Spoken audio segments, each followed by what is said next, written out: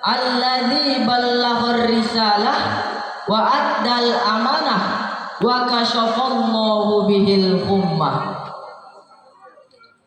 Yang pertama dan yang paling utama, marilah kita panjatkan puji syukur kita kepada Allah Subhanahu wa taala yang telah melimpahkan banyak nikmat kepada kita. Salah satu nikmatnya adalah masih bisa kita berkumpul di halaman masjid yang kita cintai ini dalam menyambut acara Isra Mi'raj Nabi Muhammad sallallahu alaihi wasallam. Tidak lupa selawat berangkaikan salam marilah kita hadiahkan kepada roh junjungan kita, idola kita, panutan kita, Nabiullah Muhammad sallallahu alaihi wasallam. Semoga dengan memperbanyak selawat kita mendapatkan pertolongan dari beliau di yaumil akhir kelak nanti.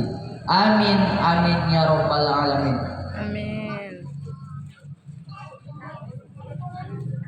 Yang saya muliakan Bapak Al-Ustadz yang telah hadir di hadapan kita semua. Semoga Bapak Al-Ustadz diberikan kesehatan dan keselamatan dalam mensyiarkan agama-agama Allah.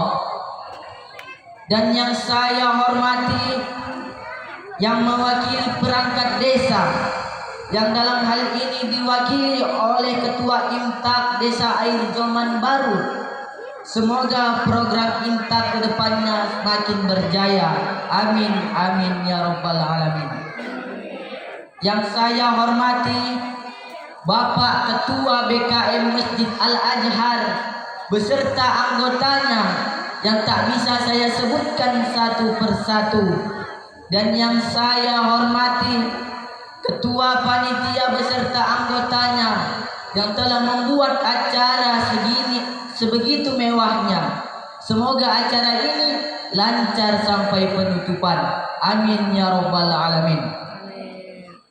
Yang saya hormati Bapak Ibu jamaah yang telah hadir pada kesempatan kali ini dan yang saya sayangi kawan-kawan seperjuangan.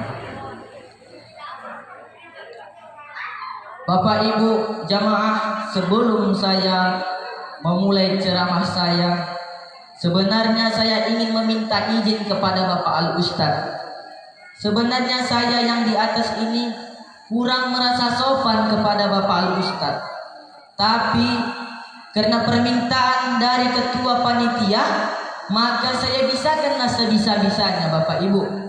Maklumlah, namanya masih dalam pembelajaran. Kalau nanti ada kesalahan saya dalam menyampaikan, mohonlah dimaafkannya Pak Ustadz. Izinnya Pak Ustadz. Baiklah Bapak Ibu. Ma'asyiral muslimin rahimakumullah. Di dalam Al-Quran dikatakan ada seorang Islam yang telah meninggal, kemudian dia berdoa kepada Allah agar dia dihidupkan kembali ke dunia dan bisa bersedekah. Bapak Ibu, hal ini tergambar dalam surah Al-Munafikun ayat 10 yang berbunyi, A'udzu billahi minasy syaithanir rajim. Bismillahirrahmanirrahim. Wa anfiqu mimma razaqnakum min qabli an ya'tiya ahadukumul maut fayaqula rabbi laula akhartani ila ajalin qarib fa asaddaqa wa akum minas salihin. Yang artinya, dan infakkanlah sebagian dari apa yang telah kami berikan kepadamu sebelum kematian datang kepada salah seorang di antaramu. Kemudian dia berkata menyesal, ya Tuhanku, Sekiranya engkau menunda kematianku sedikit waktu lagi, maka aku akan bersedekah dan aku termasuk orang-orang yang soleh. Bapak Ibu jamaah yang saya muliakan, dari keterangan ayat tadi timbullah pertanyaan untuk kita semua. Mengapa orang yang sudah mati tadi berdoa kepada Allah agar dia dihidupkan kembali ke dunia supaya dia bisa bersedekah? Pertanyaannya Bapak Ibu, mengapa tidak sholat, puasa, haji dan umroh? Ada yang bisa menjawab jamaah? Ada?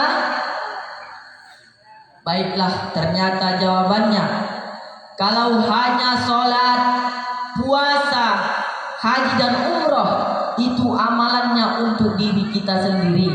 Berbeda Bapak Ibu dengan bersedekah. Kalau bersedekah manfaatnya banyak, apalagi sedekahnya sedekah jariah. Sudahlah manfaatnya banyak, pahalanya pun terus mengalir sampai kita mati. Betul apa betul? Betul. Tapi Bapak Ibu, pada kesempatan kali ini saya tidak menyampaikan apa itu macam-macam sedekah, ciri-ciri sedekah, dan manfaat sedekah. Mau kan Bapak Ibu kita bahas ini?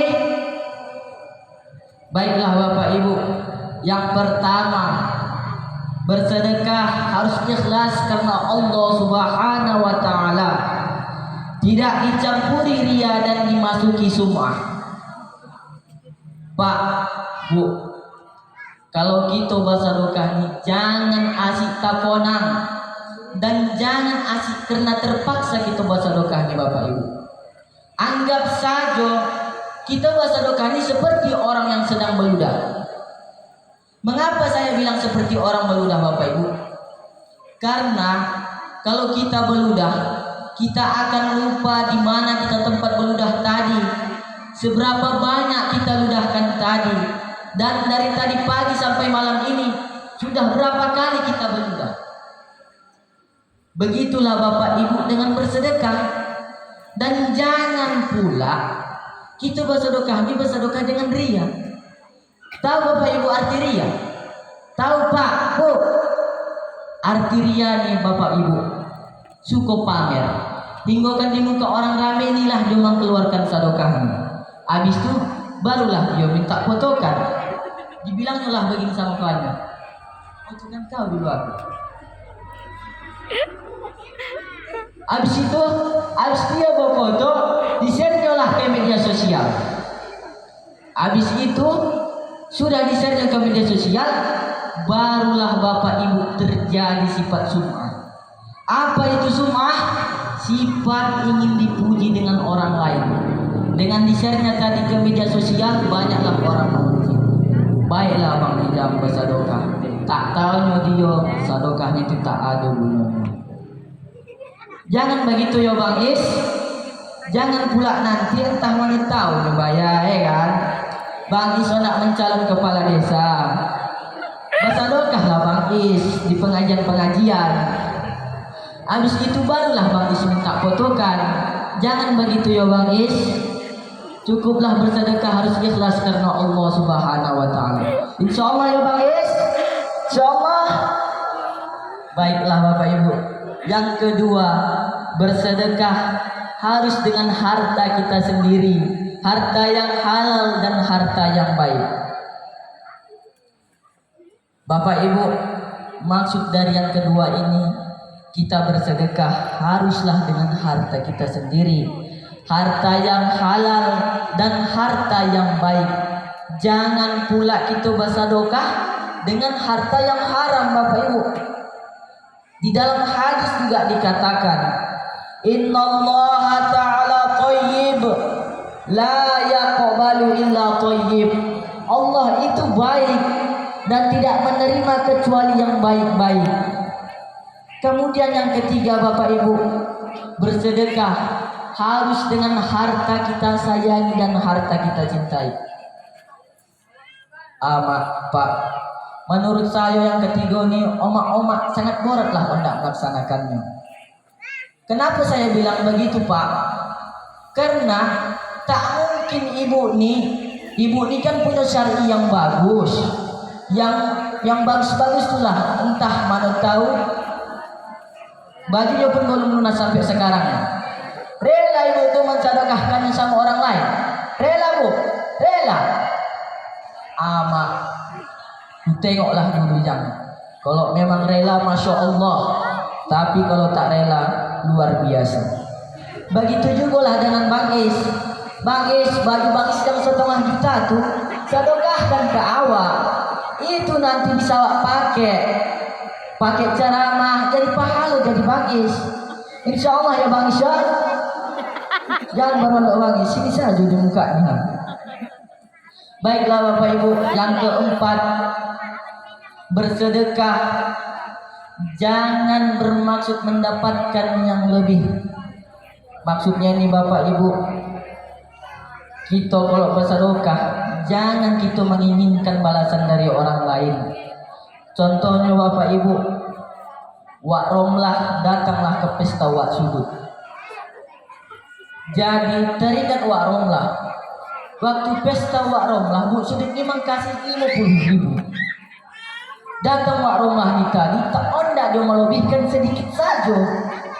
Dimasukkan juga lah duit timbul ke dalam amplop.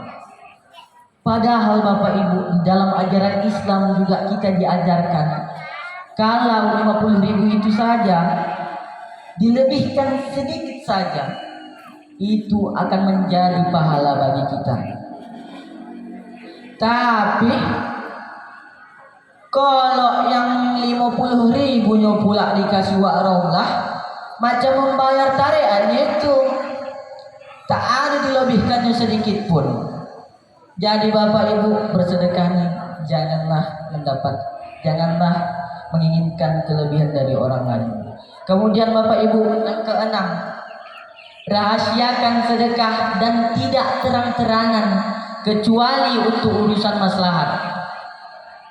Kalau yang keenam ini Bapak Ibu, di dalam ajaran Islam kita juga diajarkan, kalau misalnya si tangan kanan ini bersedekah, si tangan kiri jangan sampai tahu kalau si tangan kanan ini tadi bersedekah. Macam mana contohnya Bapak Ibu? Contohnya, datang ibu-ibu ke majelis pengajian, di situ orang tuh menyediakan kotak infak, ya kan Bapak Ibu? Jadi paslah di giliran awak.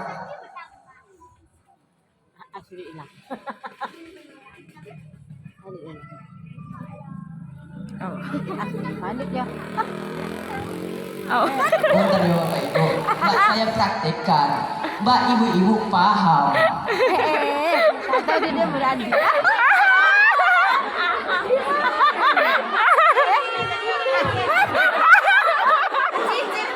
Entah kemana.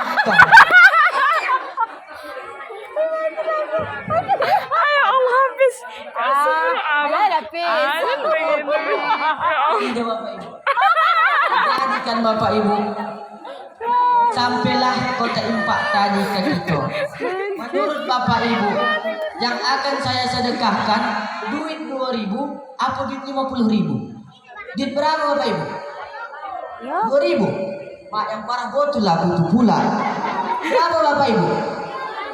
50.000. Hanyalah duit jajan awak pun 10.000 sehari. Jadi biarlah Bapak Ibu tak apa-apa.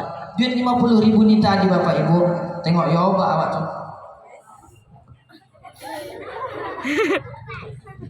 Duit 50.000 ni tadi Bapak Ibu, kita lipat sampai koci.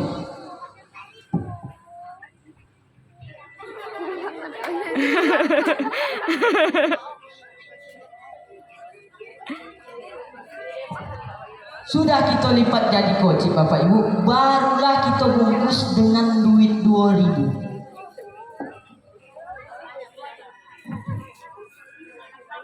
Apa gula sendiri? Ya Allah. Sudah begini Bapak Ibu, barulah kita masukkan ke kotak infak. Supaya apa Bapak Ibu? Supaya mengajarkan kepada kita supaya tidak bersedekah secara terang-terangan. Memang orang melihat kita bersedekah dengan duit 2.000, tapi Allah melihat kita berimpak dengan 52.000. Orang itu terkoceh-koceh dengan duit 2.000, tapi Allah melihat kita berimpak dengan duit 52.000. Kecuali untuk urusan maslahat, Bapak Ibu sekalian. Kalau untuk urusan maslahat, barulah perlu foto. Supaya apa? Supaya menjadi dokumentasi bagi kita dan tidak menimbulkan fitnah untuk diri kita sendiri. Paham Bapak Ibu? Paham, insyaallah. Paham kan Bapak Ibu? Paham, insyaallah. Baiklah, kemudian yang ketujuh, Bapak Ustadz, 2 nomor lagi ini ya Pak Ustadz, izin ya Pak Ustadz. Saya tengok udah gelisah Ustadz tuh, udah jam berapa pula ini.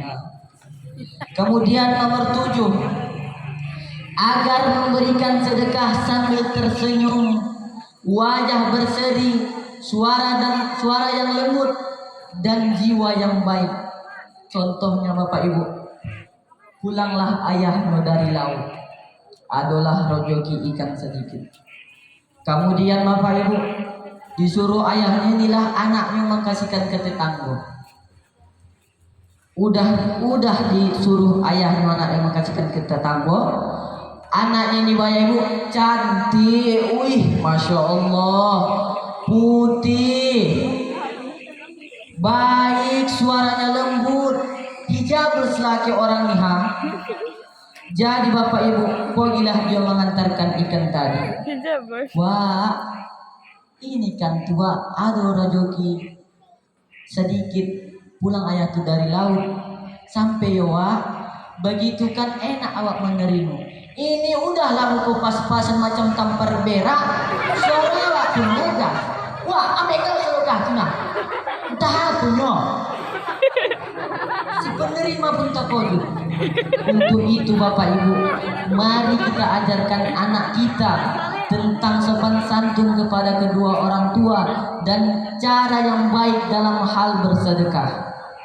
Kemudian yang terakhir Bapak Ibu, ke-8, bersedekah harus tepat waktu dan tepat sasaran. Maksudnya nih Bapak Ibu, maksud dari tepat waktu ini, adol kita nak bersedekah pas di jam orang makan siang. Datang awak bersedekah jam 3 sore. Menurut Ibu cocok itu dia datang jam 3 sore? Tak cocok kan Bapak Ibu? Itulah namanya bersedekah tak tepat waktu Bapak Ibu. Dan kemudian bersedekah itu harus tepat sasaran. Ibu tuh menginginkan minyak goreng. Taulah sekarang minyak goreng harganya naik.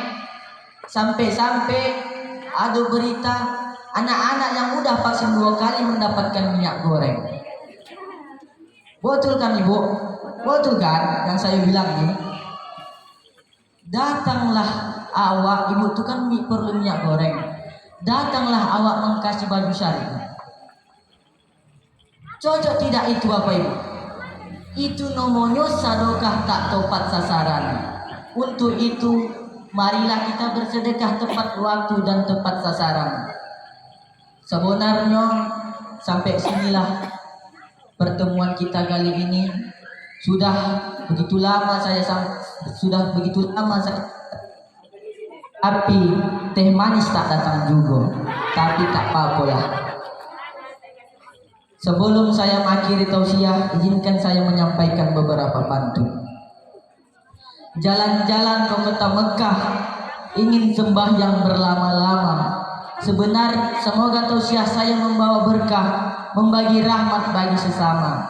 Kalau di ladang banyaklah hama, tak perlu petani untuk berpita. Sebenarnya saya masih ingin berlama-lama, tapi Ustadz tuh ondak ceramah.